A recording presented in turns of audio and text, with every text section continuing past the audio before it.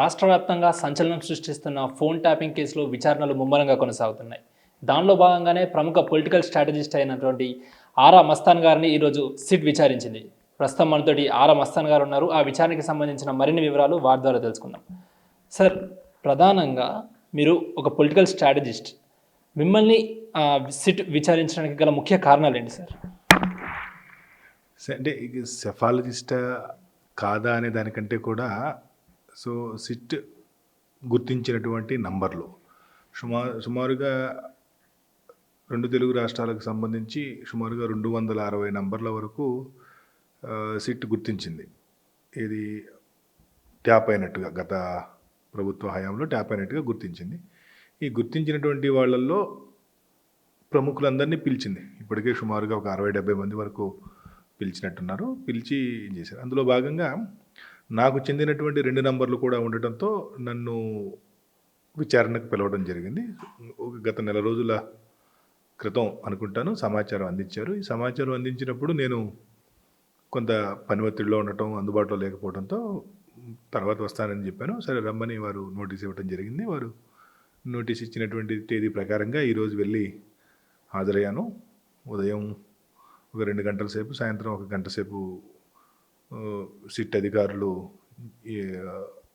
వాస్తవంగా మనల్ని విచారించడం అనే దానికంటే కూడా వారి దగ్గర ఉన్నటువంటి ఆధారాలను వారు మనకు చూపించారు. సరే, మన ఫోన్లు ఎప్పటి నుండి ట్యాప్ అయినవి, మనం ఎవరెవరితో మాట్లాడినటువంటి వాయిస్ రికార్డ్స్, అంటే గతంలో ఉన్నటువంటి అధికారులు సేవ్ చేసి పెట్టారు. ఈ విషయాలన్నీ కూడా మనతో షేర్ చేసుకోవడం జరిగింది.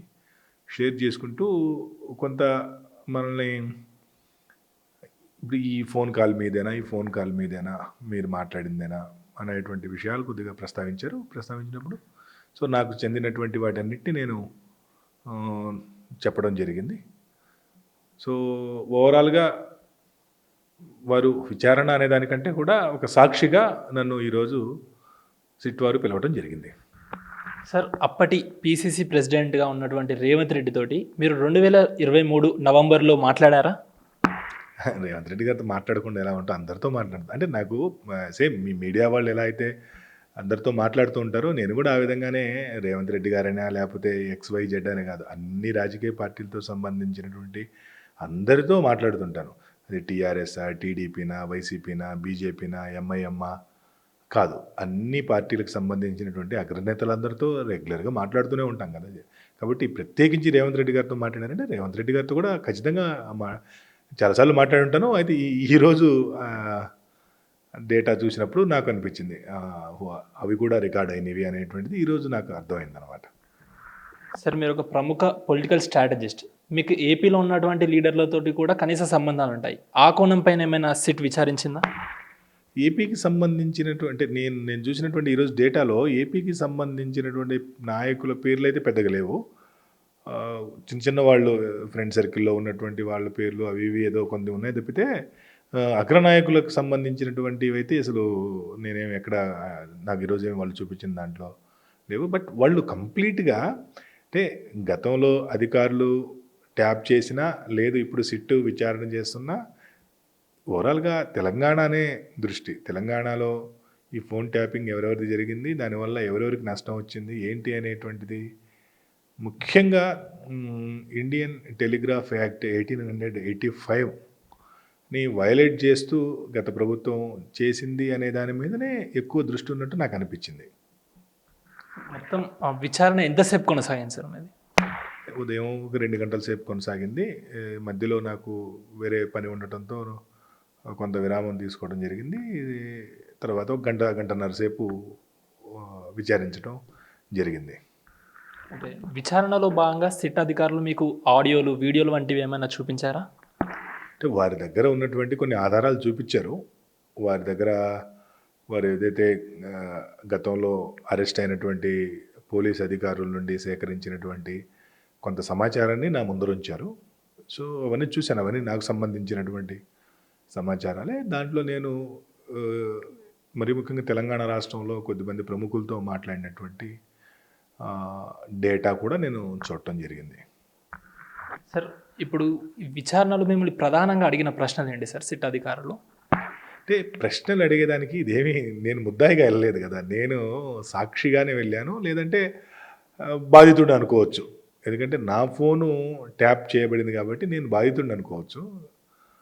అయితే వాళ్ళు ఏంటంటే ఈ ముఖ్యంగా ఇందాక నేను చెప్పినటువంటి ఈ టెలిగ్రాఫ్ యాక్ట్ని వయలేట్ చేస్తూ చేశారు. ఎలా వయలేట్ చేశారు అనే దానికి జనరల్గా ఇండియన్ టెలిగ్రాఫ్ యాక్ట్ 1885 ప్రకారము ఒక ఐజీ అండ్ అబోవ్ ర్యాంక్ ఉన్నటువంటి అధికారికి ఈ ఫోను ట్యాప్ చేసి వినే అధికారం ఉంటుంది. అయితే ఫోన్ ట్యాప్ చేయడం అంటే ఎవరైతే మన సర్వీస్ ప్రొవైడర్స్ ఉంటారో BSNL, Airtel, Vodafone, idea, Jio లాంటి వాళ్ళు ఉంటారో వాళ్ళకి వాళ్ళు లేఖ రాస్తారు. లేఖ రాసి ఫలానా వ్యక్తికి సంబంధించిన సమాచారం కావాలని. అయితే ఖచ్చితంగా ఆ వ్యక్తి అంటే యాంటీ సోషల్ ఎలిమెంట్ అయి ఉండాలి. అతను ఉగ్రవాది కానీ లేదంటే మావోయిస్టు కానీ ఇటువంటి సంఘ వ్యతిరేక కార్యకలాపాలకు పాల్పడే వ్యక్తులై ఉండాలన్నమాట. సో అలా ఆ టెలిగ్రాఫ్ యాక్ట్ ప్రకారం రాష్ట్రంలో అంటే మరీ ముఖ్యంగా మన దగ్గర తెలంగాణ ప్రాంతంలో గతంలో ఉగ్రవాదం ఉండేది, మావోయిజం కూడా ఉండేది. కాబట్టి ఉగ్రవాదానికి చూసేదానికోసం ఒక ఐజీ అధికారిని, అలాగే మావోయిజం చూసేదానికి ఒక ఐజీ స్థాయి అధికారులని జనరల్గా పెట్టేవారు అనమాట. వాళ్ళిద్దరికి మాత్రమే ఆ అధికారం ఉంటుంది. ఏం అధికారం అంటే వాళ్ళు 3 రోజుల వరకు సర్వీస్ ప్రొవైడర్కి లెటర్ రాసి 3 రోజుల వరకు మాత్రమే వారి యొక్క ఆడియో రికార్డింగ్స్, కాల్ రికార్డింగ్స్, మెసేజ్లు చదివేటువంటి అవకాశం ఉంటుంది. 3 రోజులు అంటే 72 గంటలకు మించి కనుక వారు చూడాల్సి వస్తే వారి హోమ్ సెక్రటరీ ద్వారా మళ్ళీ స్క్రూట్నీ కమిటీ ఉంటుందన్నమాట. ఆ స్క్రూట్నీ కమిటీలో ప్రభుత్వ ప్రధాన కార్యదర్శి అంటే chief secretary of the state government, అలాగే లా సెక్రటరీ, అలాగే ఇదే మన జిఏడి సెక్రటరీ, వీళ్ళందరూ అందులో కమిటీలో ఉంటారు. సో ఈ హోమ్ సెక్రటరీ పంపించినటువంటి నంబర్లు ఏవైతే ఉంటాయో ఆ నంబర్లని వాళ్ళు ఒకసారి వెరిఫై చేయాలి. ఈ నంబర్లు నిజంగా యాంటీ సోషల్ ఎలిమెంట్స్వా, మావోయిస్టులవా, లేదా టెర్రరిస్టులవా అనేది వెరిఫై చేసి వాళ్ళు ఓకే అన్న తర్వాతనే తిరిగి మళ్ళీ హోమ్ సెక్రటరీ గారు ఈ సర్వీస్ ప్రొవైడర్స్కి లెటర్ రాయడం జరుగుతుంది. లెటర్ రాసి మళ్ళీ 6 నెలల పాటు వాళ్ళ వాయిస్ కాల్స్ రికార్డ్స్ వినేదానికి, మెసేజ్ చూసేదానికి అవకాశం ఉంటుంది ఒక 6 నెలల పాటు. సో 6 నెలల తర్వాత కావాలంటే మళ్ళీ ప్రొసీజర్ మళ్ళీ స్క్రూటినీ కమిటీకి వెళ్ళాల్సిందే. సో ఈ యాక్ట్ ఇచ్చినటువంటి ఈ వెసులుబాటు కారణంగా వీళ్ళు ఏం చేస్తున్నారు, ఈ యాంటీ సోషల్ ఎలిమెంట్స్ ఎవరైతే ఉన్నారో ఆ నంబర్లతో పాటు ఈ రాష్ట్రంలో ఇప్పుడు మీరు రోజు టీవీలో మీరు కూడా కవర్ చేస్తున్నారు న్యూస్, అనేక మంది ప్రముఖులకు సంబంధించిన నంబర్లు కూడా ఆ యాంటీ సోషల్ ఎలిమెంట్స్ ఖాతాలో పడేశారనమాట. సో అలా నా నంబర్లు కూడా ఆ విధంగా ఆ ఖాతాలో ఆ లిస్ట్లో పెట్టేసి దాన్ని రికార్డింగ్ పంపించినట్టున్నారు.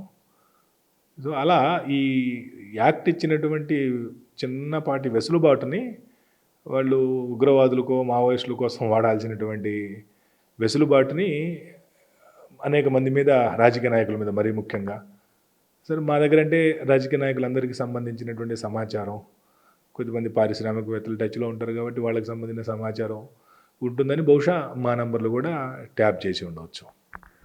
సార్, మీరు ప్రధానంగా విచారణలో వెల్లడించిన విషయాలేంటి? అదేవిధంగా సిట్ అధికారులతో మీ సహకారం ఎలా ఉండేది? సిట్ అధికారులు చాలా గౌరవంగా, చాలా ప్రొఫెషనల్గా బిహేవ్ చేశారు. They are highly technical values ఉన్నటువంటి వ్యక్తుల్లాగా నాకు అనిపించారు.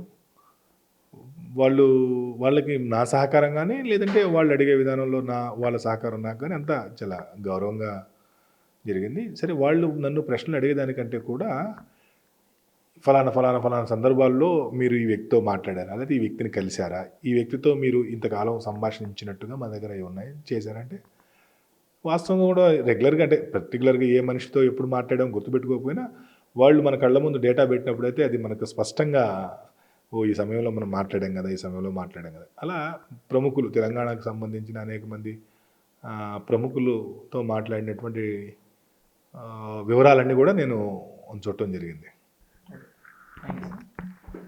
సో అది టెలిగ్రాఫ్ చట్టాన్ని ఉల్లంఘించడం చట్టరీత్యా నేరం కాబట్టి అలా చేయడం తప్పు అంటూ కూడా ఆరా మస్తాన్ గారు చెప్తున్నారు. అదేవిధంగా ఆ విచారణలో భాగంగానే అన్ని విధాలుగా కూడా సిట్ అధికారులకు సహకరించామని ఆరా మస్తాన్ గారు చెప్తున్న పరిస్థితి కనిపిస్తూ ఉంది. వీడియో జర్నలిస్ట్ సురేష్తో అక్రమ్ టీవీ, హైదరాబాద్.